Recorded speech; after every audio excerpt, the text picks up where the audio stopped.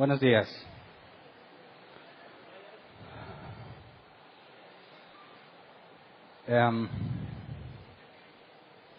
Primero quisiera explicarles por qué no estaba aquí. Mi hija Alexa amaneció con un dolor muy fuerte en el cuello y era tan fuerte que no podía estar sin llorar, ni comer, ni caminar, así que tuvimos que llevarla a consultar.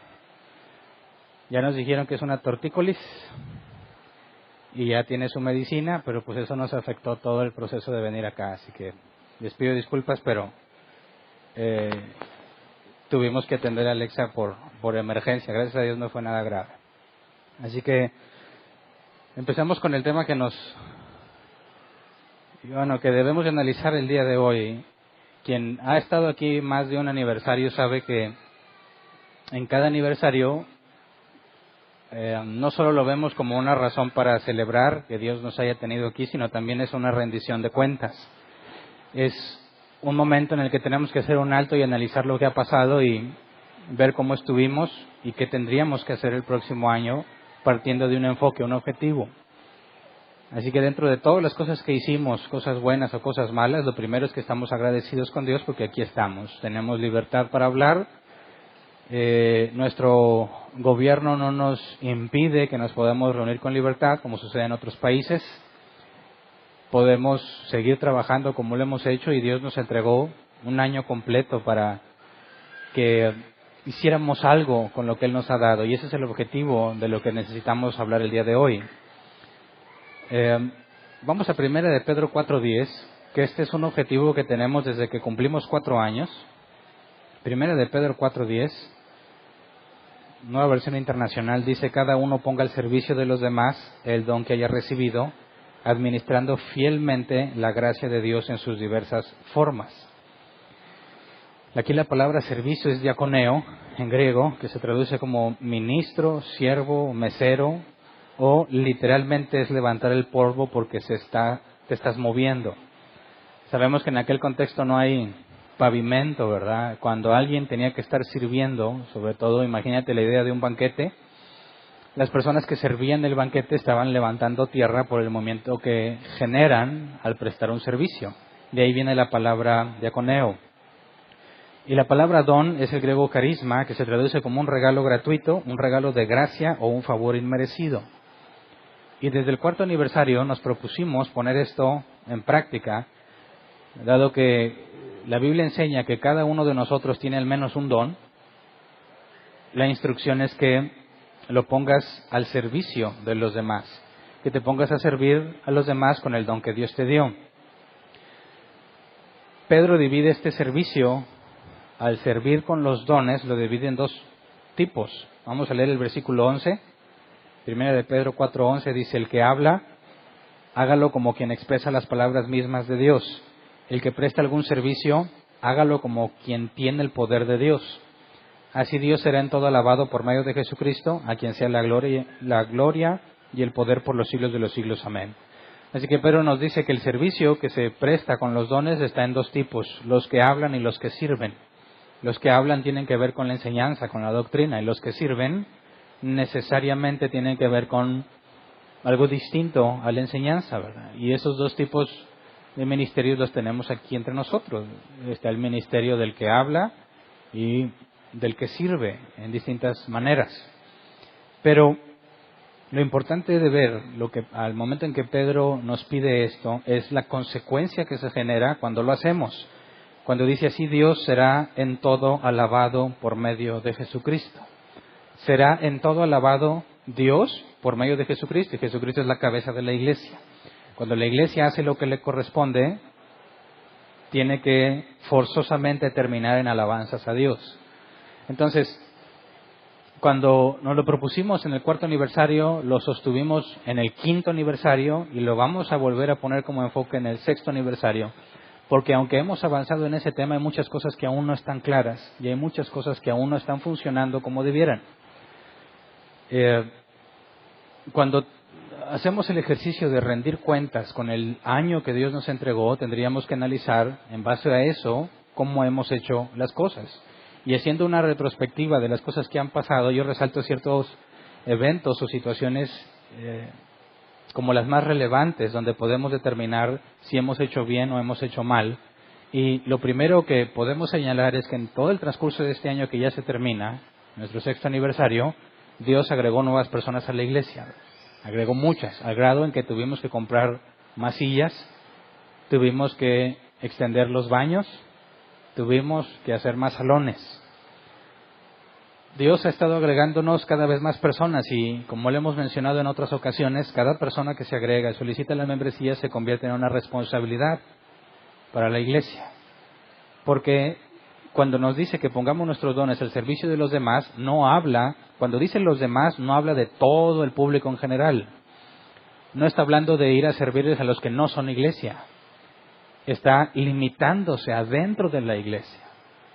Entonces, el servicio que damos con los dones está limitado a aquellos que son nacidos de nuevo, aquellos que forman parte de la iglesia. Y en eso implica que tanto en lo material, en cuanto a las instalaciones y en cuanto a los ministerios que hay, se trabaja con esas personas en particular. No tenemos, bíblicamente hablando, no tenemos ninguna responsabilidad con aquel que no es cristiano, más que amarlo con benevolencia y beneficencia. Pero la iglesia y los dones, los ministerios, no están diseñados para aquellos que no son creyentes. Son para los que son creyentes. Que por medio de algún ministerio Dios traiga una persona es una cosa. Otra cosa es que el ministerio esté enfocado en servirle a esa persona que no es creyente. Los dones que tenemos es para edificar el cuerpo de Cristo.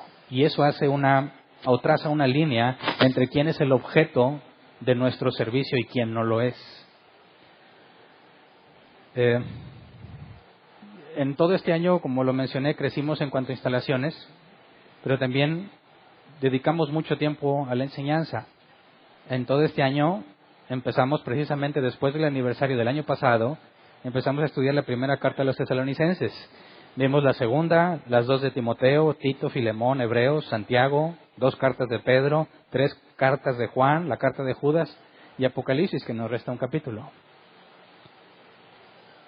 Tuvimos el campamento de este año y el objetivo del campamento era, dado que aquí nos reunimos a estudiar, principalmente a estudiar, nuestro enfoque no es venir a cantar, nuestro enfoque aquí en la congregación es exclusivamente venir a estudiar, profundizar en la Escritura, profundizar en la enseñanza de Cristo.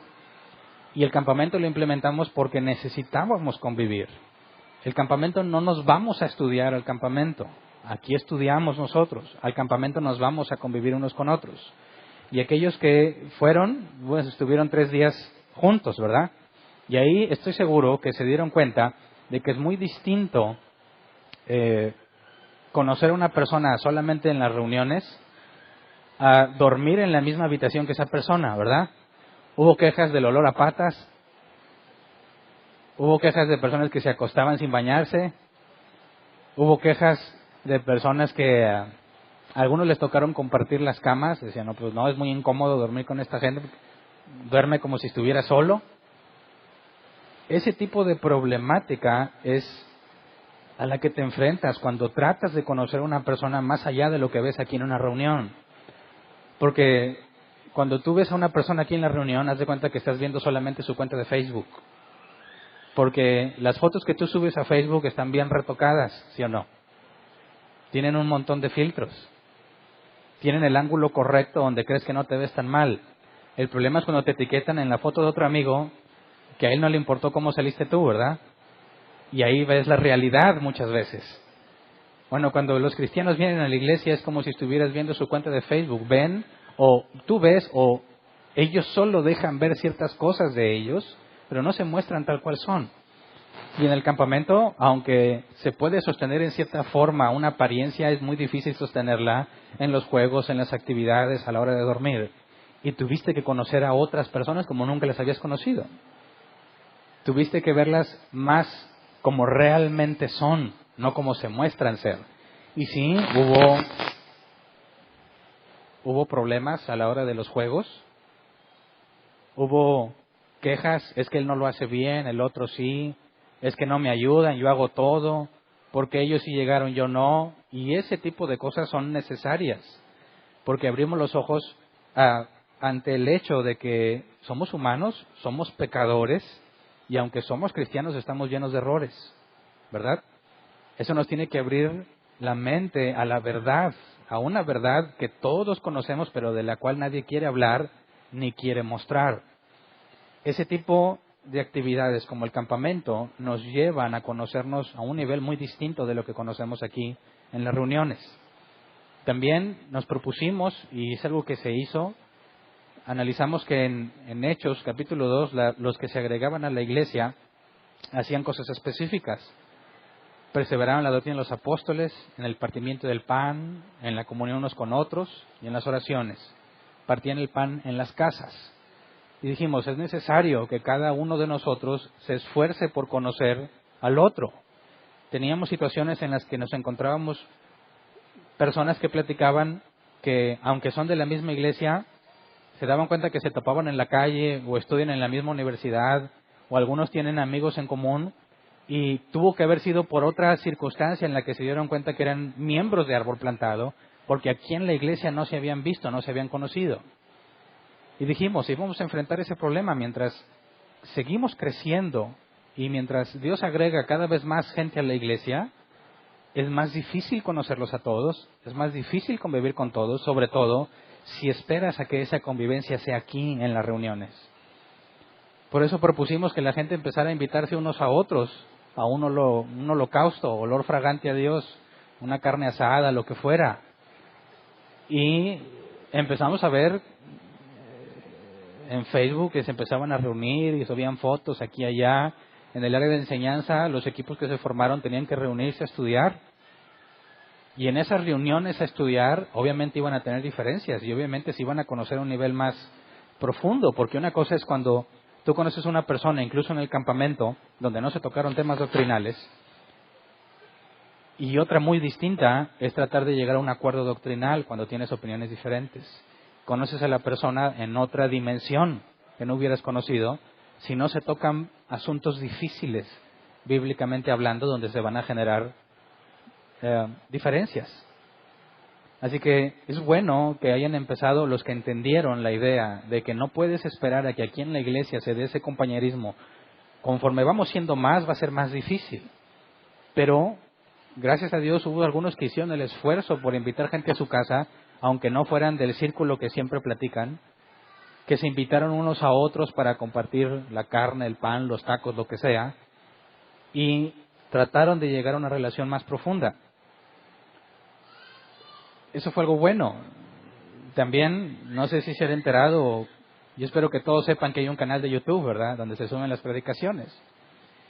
Hay mucho desfase entre lo que se enseña aquí y lo que se está publicando en el canal. En cierta forma, al principio era intencional. No queremos que la gente diga, pues no voy, al cabo lo veo en YouTube. No, necesitas venir, necesitas convivir con los demás creyentes y tienes que estar aquí. Y no queríamos que el canal se convirtiera en una excusa para no venir, que al cabo mejor lo ves allá, o transmisiones en vivo. ¿Por qué no lo transmiten en vivo? ¿Por qué? Pues porque ya no vas a venir. ¿Me equivoco? Dice, pues ¿para qué voy? Mejor aquí lo prendo y de aquí lo veo, en la comodidad de mi casa. Pero no se trata de eso, no se trata de que estés cómodo. Se trata de que obedezcas a Dios y te reúnas en el cuerpo de Cristo. Pero Dios ha usado mucho ese canal. No voy a mencionar nada de aquí de México, menos de la ciudad, porque no es el objetivo. Pero fuera del país ha habido muchas cosas que han sucedido, no sé si ustedes se han enterado. No sé si han visto las cosas que publican o los comentarios que hacen en los videos.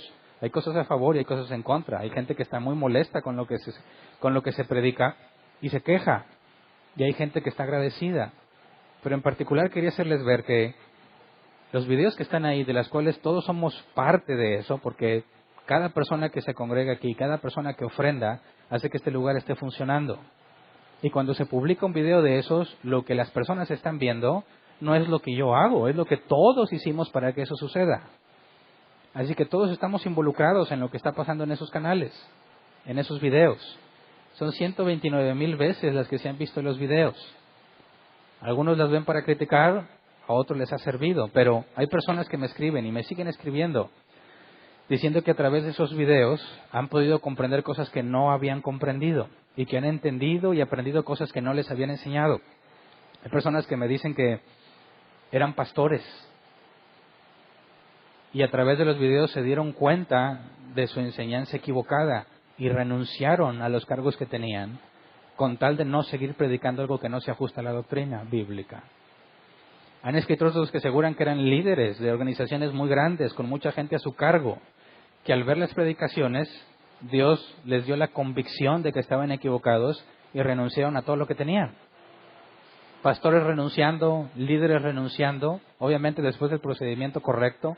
Algunos, no a todos de los que me han escrito, algunos les ayudé a entender cómo es que bíblicamente debes primero hablar con tus líderes, hablar con los pastores y luego determinar si realmente hay ignorancia o conscientemente contradicen la Escritura. Y en los casos donde los líderes de esos lugares se negaban a hacer correcciones doctrinales a pesar de que están en contra de la Escritura, fue cuando tuvieron que renunciar a lo que habían hecho. Hay otras personas que no eran líderes ni pastores, pero cuando se acercaron con las preguntas que les surgieron a partir de los videos, terminaron expulsados. Así que ha habido un impacto en distintas partes con lo que se está enseñando.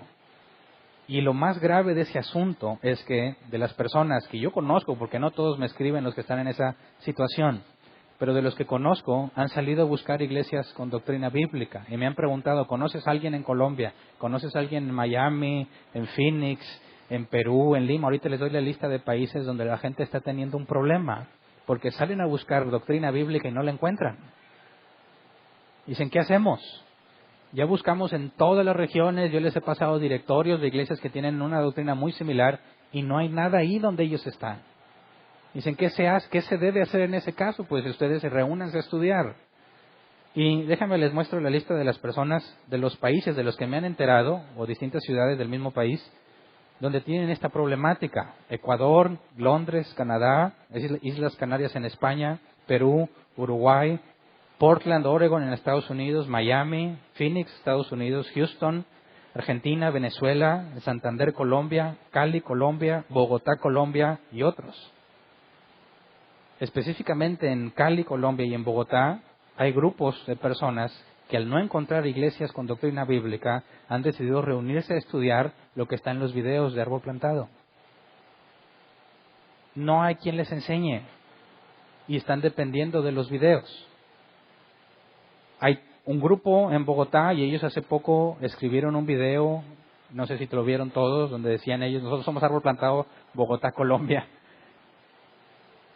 Estamos pendientes con ellos para ayudarlos. Claro que nos importa la situación en la que están. Tenemos que encontrar la forma de apoyarlos y más adelante les vamos a platicar cómo los vamos a apoyar para que ellos puedan también crecer en lo que, ya sea que Dios establezca una iglesia con ellos o los lleve a una iglesia con doctrina bíblica. En Cali, Colombia, hace poquito me informaron que hay otros dos grupos, un grupo de adultos que se reúnen a estudiar porque no encontraron iglesias con sana doctrina y un grupo de jóvenes que están entre los 16 y los 25 años que se reúnen cada semana a estudiar porque en sus iglesias no les dan doctrina bíblica. Ahora esto lo menciono porque quiero que te des cuenta de que lo que estamos haciendo aquí y para lo cual todos estamos aportando y ayudando, no nada más está aquí funcionando. Se está yendo a lugares que nunca nos imaginaríamos que Dios pudiera usarlo. Hay mucha necesidad. Yo les pregunté aquí a quién de Dios le dice que se debe ir a Colombia y nadie me ha dicho nada. A mí Dios no me ha dicho que me vaya a Colombia, pero quizás alguno de ustedes. Quizás Dios quiere levantar a alguien de nosotros que se vaya para allá.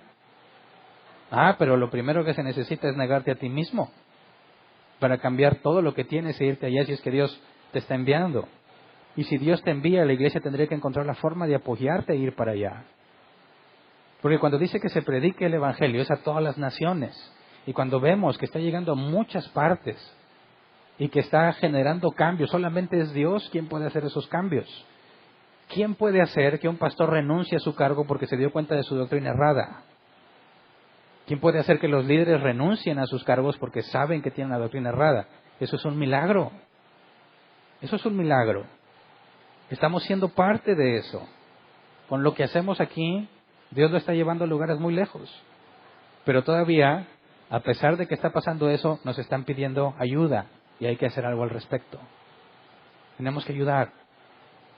Por eso, en lo que experimentamos este año, hay muchas cosas que nos llevan a ver cómo Dios ha estado depositando tanto responsabilidades como alegrías al ver lo que Dios hace a través de lo que hacemos.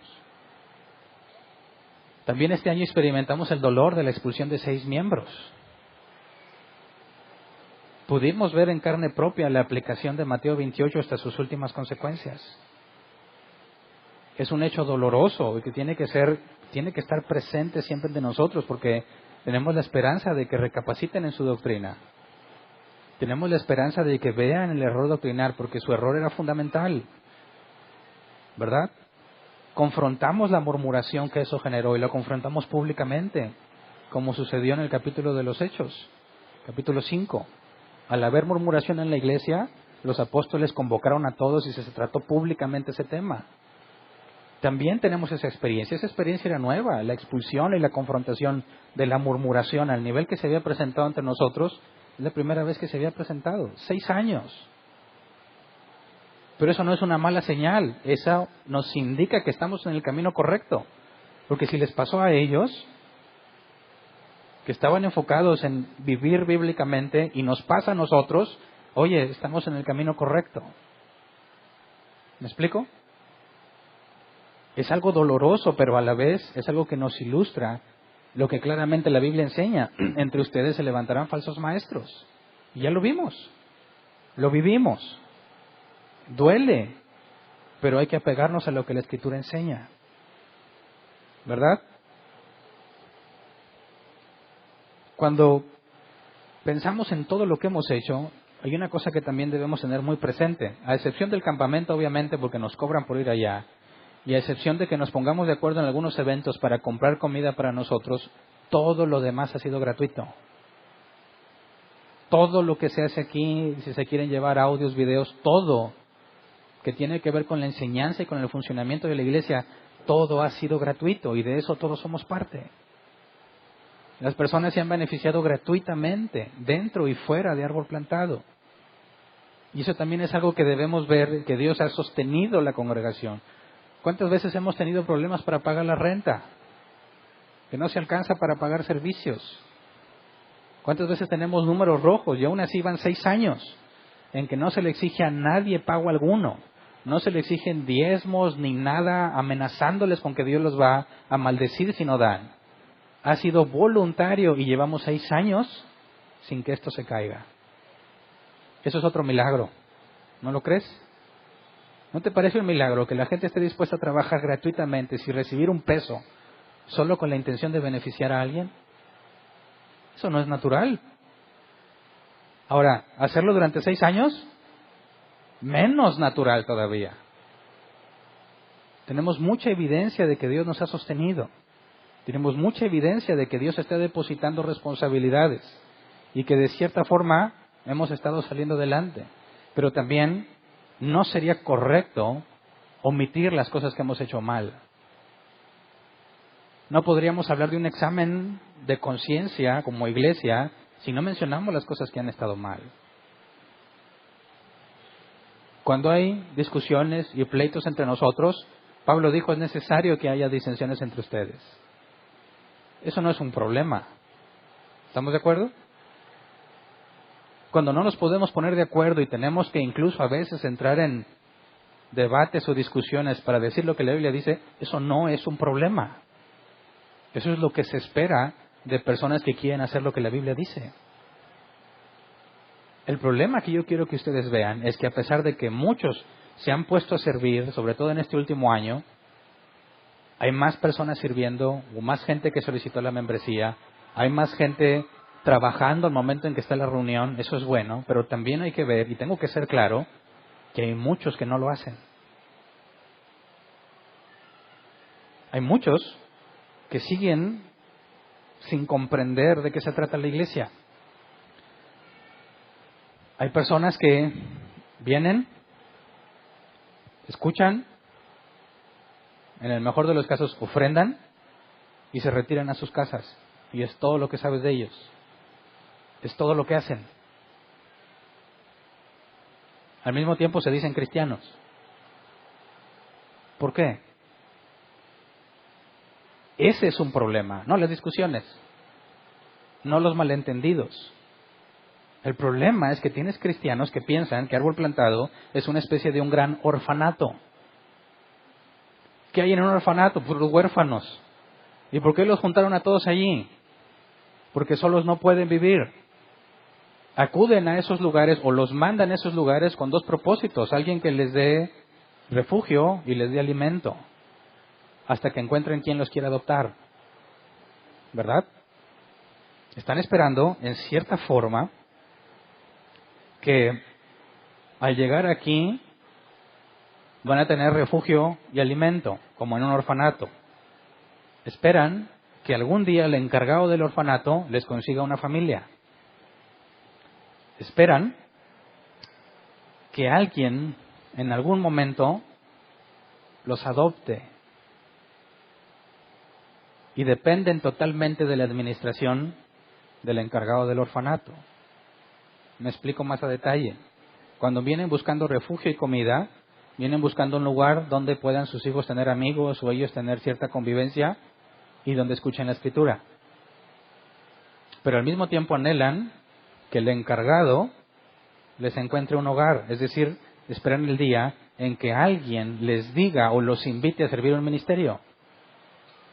Están esperando que alguien vaya y les diga, oye, ¿no te gustaría servir?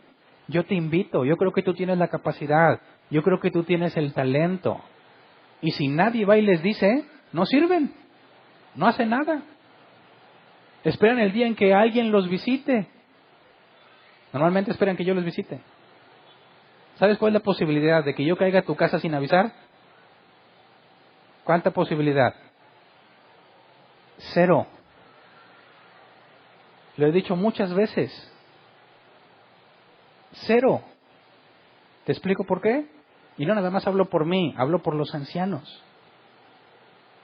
Porque yo tengo trabajo, tengo que sostener a mi familia, porque no recibimos ni un peso de este lugar. Y tengo que administrar mi tiempo entre el trabajo, la iglesia y la familia. Y cada que hay un fin de semana que puedo convivir con mi familia, además de buscar convivir con mi familia, ya tengo agendada una visita con alguien de la iglesia. Por eso la posibilidad de que de repente caiga a tu casa sin avisar es 0, porque no tengo tiempo para hacerlo. Y mientras más seamos, más difícil va a ser que tenga tiempo disponible para decir, a ver, ¿qué hago ahorita? Pues vamos a caerle a fulano. ¿No? ¿Me explico? No va a llegar el día en que una familia te va a adoptar porque eres un huérfano. Ahorita me explico más a detalle. El problema es que los cristianos, que se dicen cristianos entre nosotros, piensan que necesitan una familia y que alguien los adopte. Que alguien supla lo que ellos necesitan. Pero no han leído en la Escritura que fuimos adoptados como hijos de Dios. Y que ahora eres parte de la familia de Dios. Y que la iglesia es el cuerpo de Cristo. Es la familia. Por eso no debe haber ningún huérfano entre nosotros. Por eso no hay entre nosotros alguien que esté esperando que alguien lo adopte. Porque ya se sabe adoptado. Y como miembro de la familia tiene responsabilidades ante Dios. Y no puedes estar esperando que alguien venga y te dé lo que necesites. Porque la Biblia dice que es al revés. Vamos a Lucas 19, versículo 12 al 27. Y veamos cómo Jesús, en una parábola, explica claramente este concepto. Lucas 19, 12 al 27. Dice, así que les dijo, un hombre de la nobleza se fue a un país lejano para ser coronado rey y luego regresar. Llamó a 10 de sus siervos y entregó a cada cual una buena cantidad de dinero. Les instruyó, hagan negocio con este dinero hasta que yo vuelva. Pausa. A cada uno de sus siervos les da una lana, ¿verdad? Buena cantidad de dinero, dice el NBI. O sea, no les dio cualquier cosa. Una buena cantidad de dinero. ¿Y cuál es la tarea? Hagan negocio con ese dinero hasta que yo vuelva. ¿Hacer un negocio implica riesgo? Claro. implica que tienes que tener valor, sobre todo cuando el dinero no es tuyo. ¿Hacer un negocio implica que tienes la certeza de que va a funcionar? No. Es un riesgo. Te vas a tener que arriesgar a cuidar ese dinero. No nada más es mantenerlo, sino multiplicarlo. Si no, no es negocio. ¿Verdad? Sigamos leyendo. Pero sus súbditos lo odiaban y mandaron tras él una delegación a decir: no queremos a este por rey. A pesar de todo, fue nombrado rey. Cuando regresó a su país, mandó llamar a los siervos a quienes habían entregado el dinero para enterarse de lo que habían ganado. Fíjate, de lo que habían ganado, No a ver cómo les fue. Tienen la expectativa de que debían generar ganancia. Dice, se presentó el primero y dijo: Señor, su dinero ha producido 10 veces más. Hiciste bien, siervo bueno, le respondió el rey. Puesto que has sido fiel en tan poca cosa, te doy el gobierno de 10 ciudades. Se presentó el segundo y dijo: Señor, su dinero ha producido 5 veces más. El rey le respondió: a ti te pongo sobre 5 ciudades. Llegó otro siervo y dijo: Señor, aquí tiene su dinero, lo he tenido guardado, envuelto en un pañuelo. Es que tenía miedo a usted, que es un hombre muy exigente. Toma lo que no depositó y cosecha lo que no sembró. Pausa. Aquí tienes a un huérfano que le da miedo el compromiso. Es muy difícil, se requiere mucho, es mucha responsabilidad. Por eso yo no sirvo hasta que esté listo. Bueno, ¿cuáles son las palabras de Dios para el que piensa así? El rey le contestó: siervo malo, con tus propias palabras te voy a juzgar. Así que sabías que soy muy exigente, que tomo lo que no deposité y cosecho lo que no sembré. Entonces, ¿por qué no pusiste mi dinero en el banco para que al regresar pudiera reclamar los intereses? Luego dijo a los presentes: quiten el dinero y dénselo al que recibió 10 veces más. Señor, protestaron, él ya tiene 10 veces más. El rey contestó: les aseguro que a todo el que tiene se le dará más, pero al que no tiene se le quitará hasta lo que tiene. Pero en cuanto a esos enemigos míos que no me querían por rey, tráiganlos acá y mátenlos delante de mí. Así que hagamos un análisis. El siervo debe negociar. Hay un riesgo en la tarea, ¿verdad? Es difícil, requiere esfuerzo y sacrificio, pero debes administrarlo bien. Tú eres el responsable de ese don, nadie más, y solo a ti se te pedirá cuentas. Es algo que tiene que tener bien claro todo aquel que se dice cristiano. Al momento en que naciste de nuevo, se te regaló la justicia, fuiste adoptado como hijo de Dios, eres declarado inocente, se te da el Espíritu como garantía de las promesas y se te dio al menos un don para que lo administres. Y esa palabra administrar, en la que vimos en Primera de Pedro, pongan el servicio, los dones al servicio de los demás, administrando fielmente la gracia recibida. Administrando es exactamente lo mismo que estos debieron hacer con el dinero. Tienes que asegurarte que lo que Dios te dio lo multipliques. Y si no lo multiplicas, ¿de quién es la culpa? ¿Mía? ¿Porque no te visité? ¿Mía? ¿O de alguien más porque no fueron a invitarte al ministerio? ¿De quién es la culpa? Tuya. Tuya. Y eso lo debes de tener bien claro. Si estás esperando hacer algo en la iglesia hasta que se cumpla una condición específica, estás siendo muy negligente. Por eso, la idea del huérfano que espera con ansias que un día llegue alguien, una familia amorosa, a adoptarlo y al fin se sienta amado. No, ya fuiste adoptado, ya eres parte de la familia del Dios y te dio un don que administrar, al menos uno. Y si no estás haciendo nada con ese don, estás en serios problemas, porque tú no sabes si hoy mueres o viene Cristo hoy y se te va a pedir cuentas. ¿Y qué vas a decir? ¿Era mucho compromiso? Yo sé que esto es cosa seria, por eso no hice nada. Ten, aquí está lo que me diste. Siervo malvado. Mi obligación es hacerte ver que si no estás haciendo nada con el don que tienes, está siendo un malvado, un siervo malo. Los ministerios que tenemos en la iglesia, no sé si puedes ver cuánta necesidad hay. Hasta dónde Dios nos está llevando el mensaje que estamos predicando. A gente que no lo tenía y que no tenía forma de escucharlo. ¿Y tú te das el lujo de no hacer nada? ¿No hay necesidad aquí en nuestra ciudad? ¿Cómo es que eres tan indiferente a eso, pero al mismo tiempo aseguras que eres cristiano? ¿Sabes? Los ministerios en árbol plantado, y eso también quisiera aclararlo bien, no tienen como objetivo, no tienen como único objetivo servir a la gente. Es parte de, como lo leímos en la carta de Pedro, es parte de. Pero el objetivo principal es que aprendas a servir. ¿Me explico? Cuando tenemos el área, por ejemplo, de ujieres o de enseñanza, algunos dicen, no, pues es que no estoy preparado. ¿Sabes? Eso ya lo sabemos, ¿verdad? No, voy a esperarme hasta estar listo para entrar. Eso nunca va a pasar. Porque ¿cuál es la única forma bíblica en la que eres edificado?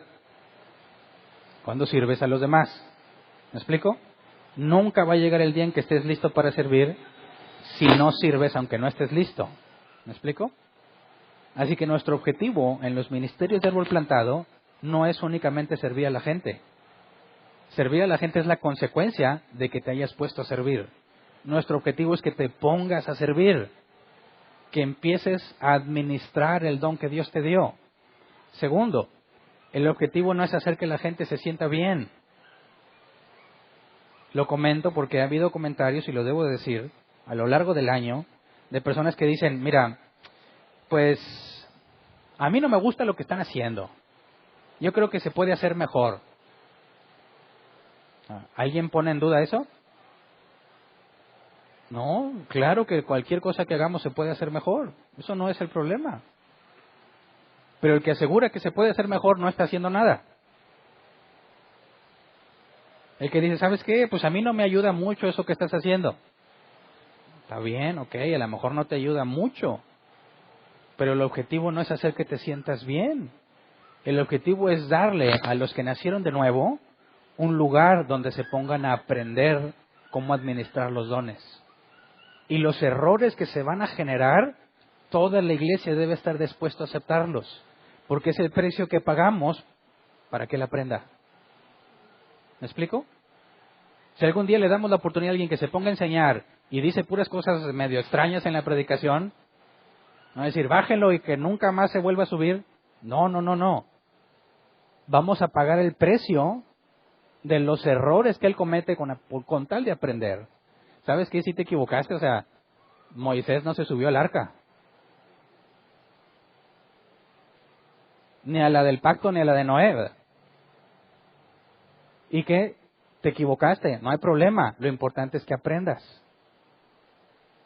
Cuando tienes a alguien en los ujieres y, oye, no te avisó que no podías estacionar, o no te avisó que ese lugar es así o es especial para las madres con hijos, no te dijo de forma adecuada, está aprendiendo. Y ese error es el precio que pagamos para que aprenda. ¿Me explico? Así que cuando dicen, oye, es que a mí no me parece muy bien, lo digo con todo respeto, ¿sabes qué? Me tiene sin cuidado. Porque lo que importa es que él aprenda a hacerlo. Porque se le va a pedir cuentas del don que Dios le dio. Y si a ti no te parece muy bien, sale sobrando. Ponte a aprender tú en lo tuyo. Y cuando te equivoques te vamos a tolerar igual. Pero si no estás haciendo nada y esperas que te tratemos bien, no entiendo qué te hace pensar que eres cristiano. Cuando hablamos de que estamos en una familia, y quiero que seamos honestos, ¿en la familia es pura felicidad? ¿No hay discusiones? ¿No hay pleitos? ¿No hay disciplina? Claro. Si somos una familia, ¿qué esperamos que pueda suceder? Todo ese tipo de cosas. Pero una cosa hay que dejarla muy clara. Yo no te escogí a ti para que fueras mi hermano en Cristo, ¿verdad? Ni tú me escogiste a mí. ¿Quién tuvo la idea? Dios. Así que al igual que una familia, yo no escogí quiénes son mis hermanos. Dios los escogió. Pero no hay nada que pueda cambiar el hecho de que es mi hermano. Y si soy una familia con él, si somos la misma familia, vamos a tener que aprender a tratarnos. ¿Me explico? Ahora, y esto que digo no lo hago para que te sientas bien. Al contrario, quiero que si tú no estás haciendo lo que corresponde, estés bien incómodo. Quiero caerte bien gordo por decirte la verdad. A ver si eso hace que te muevas. Es muy grave ver la necesidad y que tú te tomes todo el tiempo del mundo para decidir cuándo pones tus dones al servicio de los demás. Desde el 4º aniversario ha habido personas que sí han avanzado. Ha habido personas que ahora están emproblemadas precisamente porque avanzaron. Ha habido personas que tienen dificultades que no tendrían si no se hubieran puesto a servir. Pero ya se están moviendo. Y si hoy los llaman a cuentas, va a decir, aquí está, quizás es poco, no lo sé, pero esto es lo que multipliqué. Se arriesgaron, los criticaron. ¿Tú crees que no crees que nadie te va a criticar cuando te pongas a servir? Claro que te van a criticar. ¿Tú crees que a todos les va a caer bien? No. Si predicamos el evangelio bíblico hay personas que te van a odiar. ¿Por qué crees que mataron a Jesús? Ahora, ¿no quieres meterte en esos problemas? Eres un siervo malvado. Malvado. No hay forma de que un verdadero cristiano no esté en esos problemas. Porque al decir la verdad, necesariamente te vas a encontrar con problemas. ¿Saben? Estaba leyendo algo de biografía de Spurgeon, Charles Spurgeon. Y cuando él enviaba a alguien a alguna ciudad a predicar, cuando regresaba le preguntaba, ¿hubo gente que se molestó? ¿Hay gente que te odia en ese lugar? Si le contestaban que no, le decía, no estás predicando bien. Si le contestaban sí, decía, excelente, no te desanimes. ¿Entiendes por qué lo dice? Porque decir la verdad incomoda, y mucho, al que no está en la verdad. Y te van a odiar. Y van a tratar de hacerte mal. Pero lo que la Escritura dice en eso es, tenlo por sumo gozo de haber sido digno de sufrir vituperios por Cristo. Así que quiero que centremos la atención, no en las discusiones, no en los debates, porque eso es natural, eso es propio de una iglesia bíblica. Quiero que enfoques la atención en lo que has estado haciendo. Hay muchos de ustedes que están tan ocupados con las cosas de este mundo que no tienen tiempo para Dios. Y si no te advierto, se me va a demandar a mí. Si alguno quiere ser mi discípulo, dijo Jesús, tome su cruz, niéguese a sí mismo y sígame. Si estás esperando el día en que vas a tener tiempo para hacerlo, no va a llegar. Tienes que hacer el tiempo. Hazlo. Se te va a demandar a ti. No me vas a poder echar la culpa a mí, ni a nadie más. Es que Hernán no me explicó. No va a decir Hernán malvado. Siervo malvado. Tú. ¿Saben? Tenemos que brincar la línea a la cual ya llegamos. Cuando tú empiezas a leer, ves lo que sucede, lo que sucedió en la iglesia primitiva, ves lo que sucedió en la historia de las iglesias cristianas, los primeros siglos. Todos tienen una característica en común. Los problemas, las dificultades, la oposición, y esas las tenemos. La que no tenemos es que de ahí eran enviados a predicar. Esa no la tenemos. ¿Por qué? ¿Acaso ninguno de ustedes estudia? ¿Acaso no hay aquí nadie que conozca la Biblia? ¿Acaso no hay aquí nadie que sepa la doctrina fundamental? Estoy seguro que sí hay gente aquí. ¿Y qué están haciendo con eso que saben? ¿Por qué no tienen un grupo en otra parte donde empiezas a enseñar la Escritura? ¿Porque no te lo he pedido? ¿Necesito pedirte que lo hagas? ¿Sabes? La iglesia de Jerusalén estaban muy felices todos juntos, ¿verdad? ¿Qué tuvo que hacer Dios para que salieran a predicar?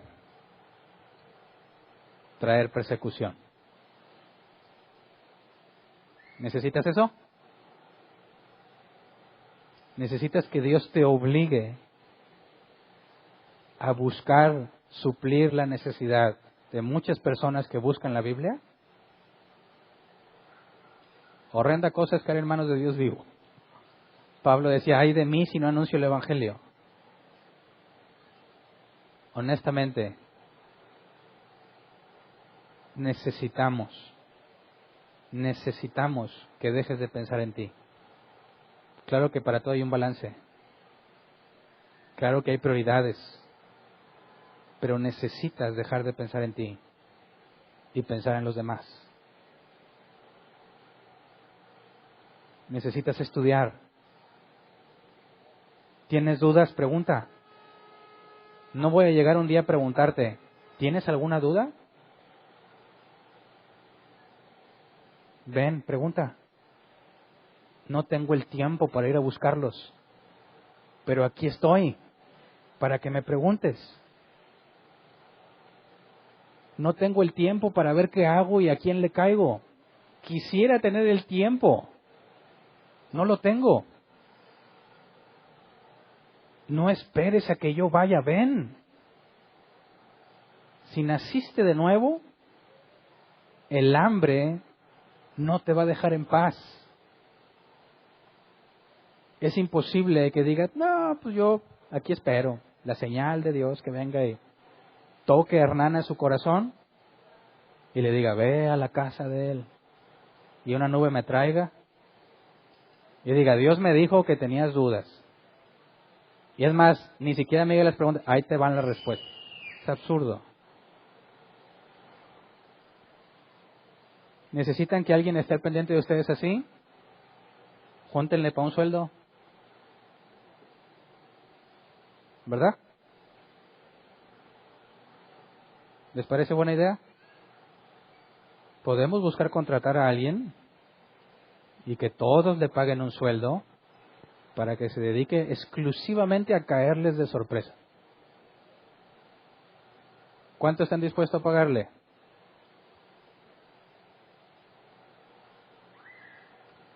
Tenemos que ser realistas. Si yo me enfoco más en el ministerio que en mi familia, bíblicamente, yo solo quedo fuera de la descripción bíblica. ¿Verdad? Si yo pongo primero ustedes antes que el tiempo con mi familia, yo solo quedo fuera del criterio bíblico y no podría servirles como lo hago. Entiendan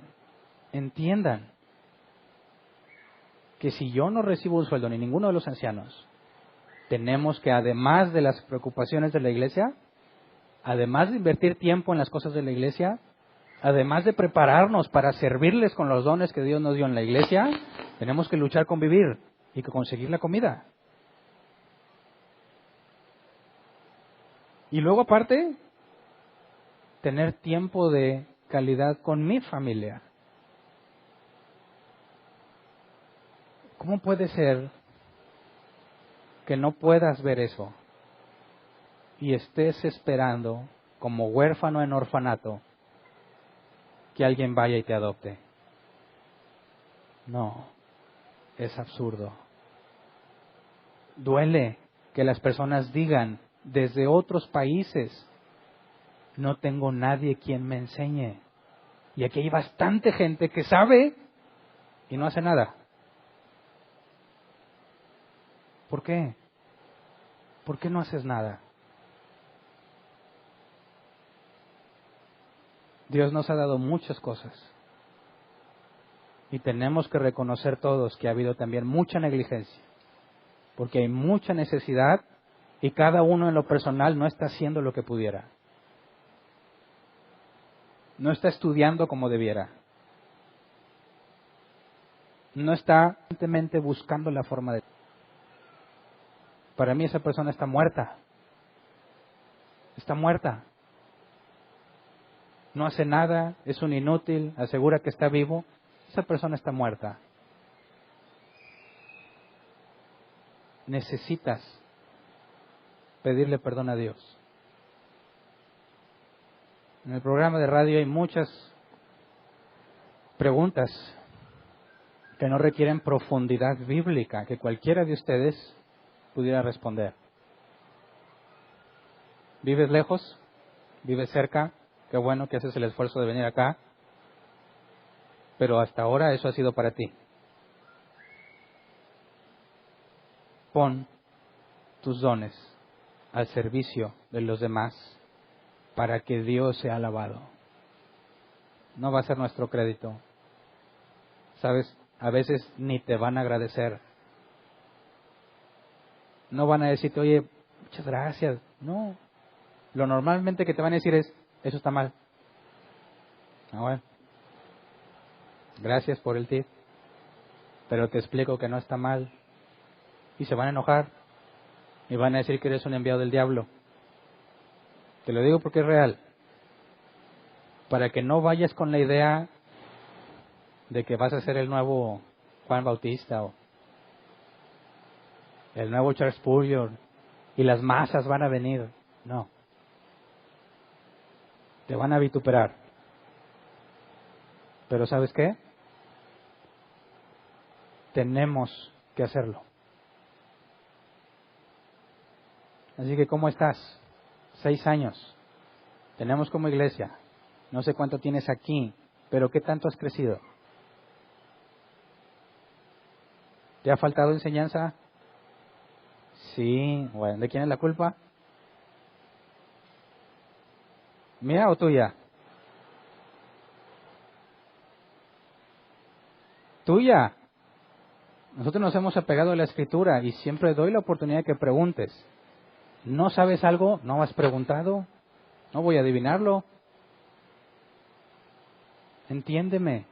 Agarra tu responsabilidad. Administra el don que Dios te dio. Y vamos a ver con mayor alegría las cosas que Dios hace entre nosotros y por medio de nosotros. Él va a ser glorificado por más gente. Él va a ser alabado. La gloria es para Él. Nada de eso nos lo vamos a quedar. Vale la pena saberte usado por Dios a pesar de lo que eres. A pesar de quién soy, Dios me ha dado el honor de usarme. Lo único que se requiere es que te niegues a ti mismo, tomes tu cruz y lo sigas. Así que vamos a ponernos de pie, vamos a orar.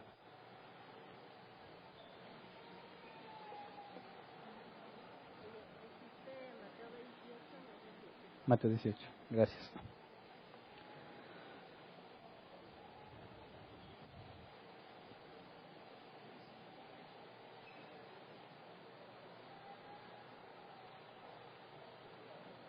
Quisiera que vieras esto. Si tú puedes ver, que es algo que todos debemos ver, que a pesar de que si tú eres alguno de los que han empezado a trabajar, sabes que hay algo más que puedes hacer. Sabes que te puedes esforzar más, ¿verdad? El que no ha hecho nada, pues bueno, con mayor razón debe estar consciente de su problema y de que solo él es responsable. Pero a pesar de eso, sigues aquí. ¿Por qué? A pesar de lo negligente que has sido, sigues aquí. ¿Por qué? Porque Dios no te ha desechado.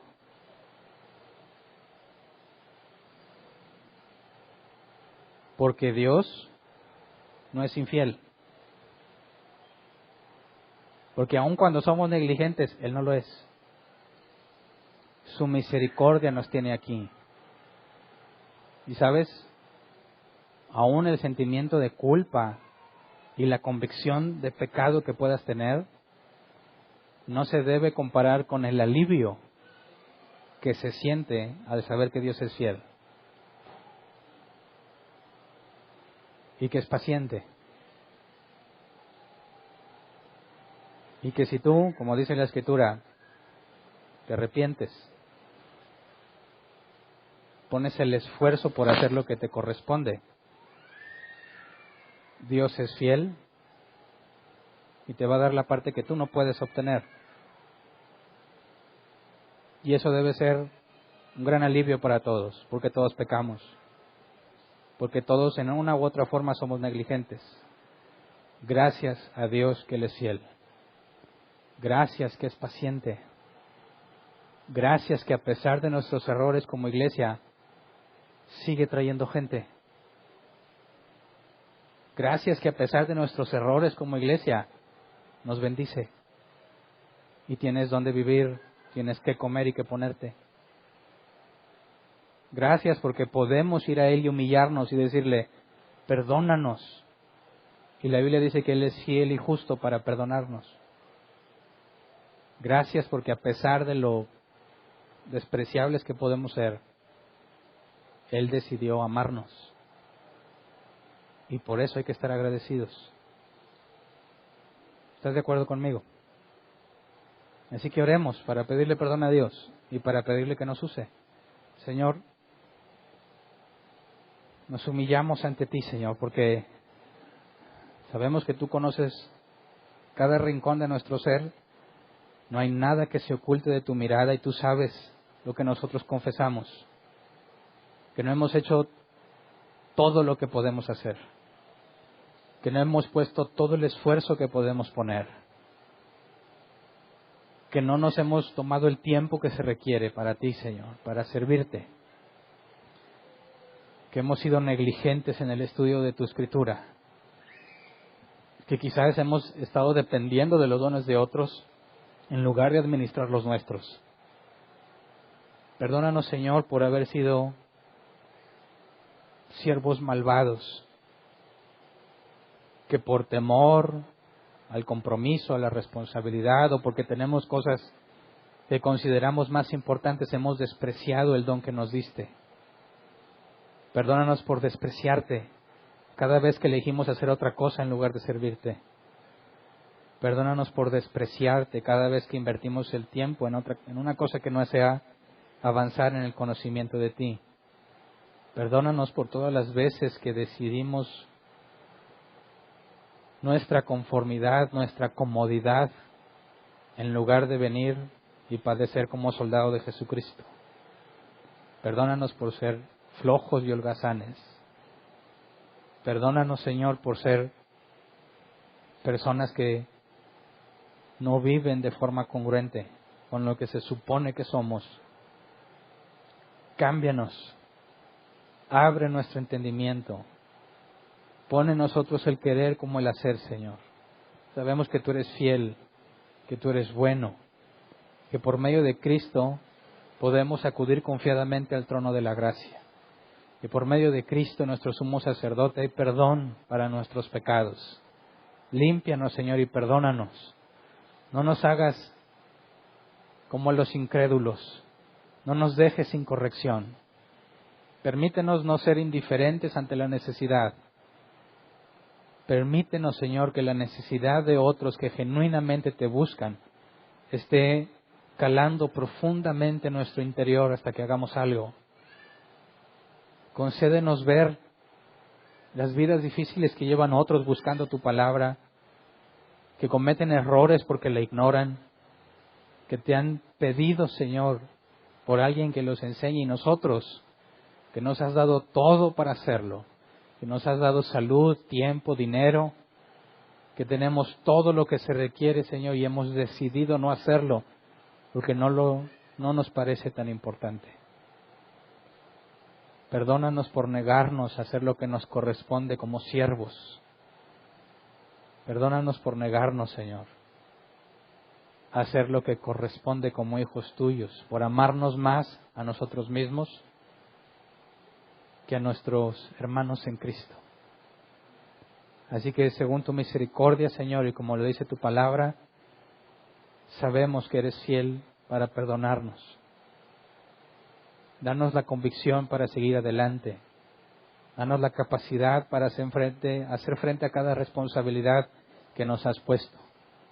Danos la capacidad para encontrar la forma de ayudar a nuestros hermanos en otros países.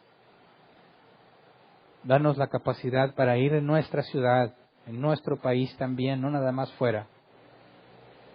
Concédenos, Señor, crecer como iglesia sin la necesidad de la persecución, que podamos salir y hablar de lo que nos has enseñado a aquellos que están buscando tu palabra, aquellos que no te conocen, aquellos que tú has elegido, Señor, que por medio de la predicación que salga de nuestros labios vendrán al conocimiento de tu palabra. Concédenos ser testigos de tus milagros, ser testigos de la inmensa alegría al ver que alguien ha sido hecho nueva persona. Concédenos la inmensa alegría de sabernos útiles para el crecimiento de los demás. Ayúdanos, Señor, a tener fresco en la mente lo que nos has enseñado. Abre nuestro entendimiento para escudriñar las Escrituras y saber cómo responder a aquellos que tienen dudas, a aquellos que nos preguntan y a aquellos que no estaban ni siquiera planeando hablar con nosotros, pero de alguna u otra forma nos pusiste a hablar en ese lugar. Haz lo que consideres mejor entre nosotros como iglesia y en lo individual. No queremos ser un club social. No queremos ser un montón de personas que solo se conocen superficialmente. Queremos ser una verdadera familia en Cristo. Queremos que se cumpla lo que dijiste en Juan 17. Que seamos uno, que nos amemos, que toda la gente vea que somos tuyos por la forma en la que nos amamos. Y eso será a través del servicio. Concédenos, Padre, ser conscientes de las necesidades de nuestros hermanos, conscientes de nuestra realidad, para poder empezar a trabajar este año en corregir lo que está deficiente, tal como le pediste a las iglesias en Apocalipsis. Corrige lo deficiente. Concédenos, Señor, permanecer firmes a pesar de las negativas críticas que recibimos, a pesar de la mala fama que se nos puede generar en el momento en que predicamos tu Evangelio. Concédenos, Señor, soportar lo que venga como tus siervos, los apóstoles y tus hijos lo soportaron, Señor, como está atestiguado en la Escritura. Que a ti sea la gloria y la honra, Señor, en todo lo que hacemos como iglesia y en lo individual. Amén. ¿Pueden sentarse?